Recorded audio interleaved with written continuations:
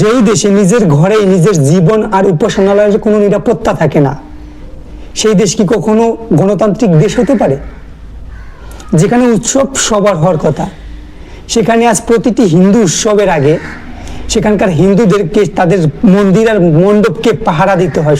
এটা কিরকম ধরনের গণতান্ত্রিক দেশ হতে পারে? হ্যাঁ গাইস, আমি সেই বাংলাদেশের কথা বলছি, যার বর্তমান চিত্র দেখলে আপনাদের হতভম্ব হয়ে যেতে বাধ্য হবেন। এরকম ভয়াবহ চিত্র আপনাদের সামনে আমি তুলে ধরছি, দেখুন।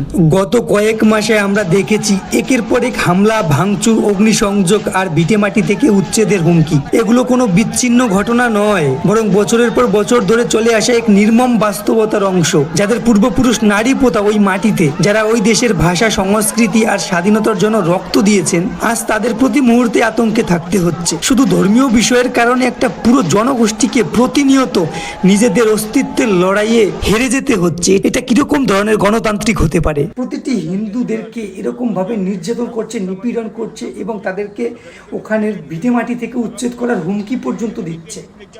মানে কয়েক মাস ধরে আমরা দেখতে পাচ্ছি একের পর এক, মানে আমরা সোশ্যাল মিডিয়ায় দেখতে পাচ্ছি কি হিন্দুদের ঘরবাড়ি আগুন লাগিয়ে দিচ্ছে, লুটপাট করছে, মারধর করছে এবং ভিটামাটি থেকে উচ্ছেদ করার হুমকি দিচ্ছে। এগুলো কি? এরকম ধরনের যে প্রতি উত্তর তারা স্পন্দিত করছে, এগুলো দেখে প্রত্যেকটা সনাতনী হিন্দু ওখানে তারা আতঙ্কে পড়ে গেছে। বর্তমান সময় তারা কোথায় যাবে? তাদের নিজেদের ভিটে মাটি ছেড়ে তারা কোথায় যাবে? এরকম নির্যাতন কেন হবে? মানে কারোর ঘর বাড়ি উচ্ছেদ করার চেষ্টা করছে, কারোর জায়গা জমি দখল করার চেষ্টা করছে, ঘর বাড়ি দখল করার চেষ্টা করছে, ঘর বাড়িতে আগুন লাগিয়ে দিয়ে টাকা পয়সা চুরি করে নিয়ে যাচ্ছে, লুটপাট করে নিয়ে যাচ্ছে। মানে তাদের কি কোনো অধিকার নেই? মানব অধিকার কোথায় এখন? এরকম পরিস্থিতির সম্মুখীন কেন হতে হবে এখানকার হিন্দুদেরকে? মানে আপনারা মুসলমান কান্ট্রির মধ্যে, যেখানেই মুসলমান কান্ট্রি আছে সেখানে কোনো 1% 2% হিন্দু থাকলে তাদের আপনারা শান্তিতে থাকতে দেন না। আপনারা যে প্রস্তাবগুলো রাখেন, আপনারা যে ভাষণগুলো দেন, দেখলে গা জ্বলে যায়।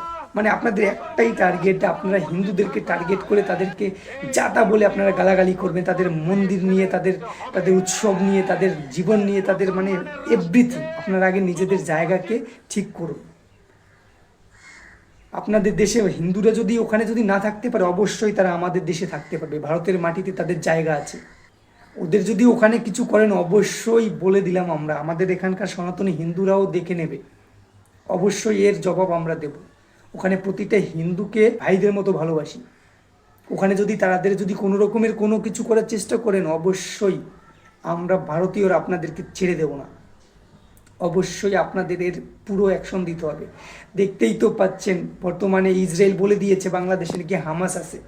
শুরু হয়ে গেছে আপনাদের খেলার শুরু, দেখে নিন।